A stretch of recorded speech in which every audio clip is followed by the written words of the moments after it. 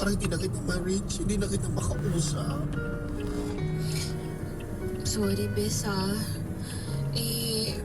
siguro masyado ko lang dinadamdam pagka nag-aaway kami ni Jolo. Hindi ko naman akalain na may pinagdadaanan ka rin eh. Dapat sinabi mo sa akin kaagad. Dapat pagka nagsasalita ko, pinipigilan mo ko. Alam mo naman yung bunganga ko minsan tuloy-tuloy. Kailangan pakinggan mo kasi sinasabi ng ibang tao sa iyo. Boyfriend mo, si Jolo.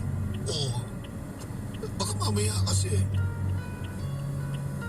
nasasakal na siya sa relasyon yung dalawa. Parang ako. Parang minsan hindi mo na rin pinapakinggan si Jolo. Parang ako. Nakikinig naman ako, Bes.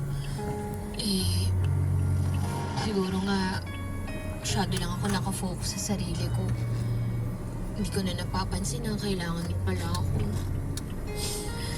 Sorry, Bes. Beshi ko, sorry. 600 meters, turn left onto Seaside Boulevard. Ikaw kasi, huwag ka na umalis. Ang layo-layo ng probinsya Ikaw niyo. kasi. Ay, Gabet. Ikaw kasi.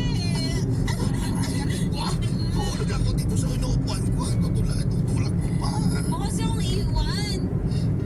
Huwag ka nang sumama. Dito ka na lang. Kung gusto mo sa bahay ka namin, sabihin ko kala mama at papa na doon ka na muna titira.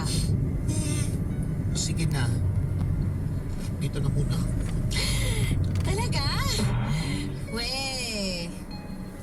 Oo. Gusto mo lang atang magpaano sa akin eh. Awa-awa. Naku sasabihin ko na lang kay Chupao na hindi mo na ako sasama sa kanya. Okay ba yun?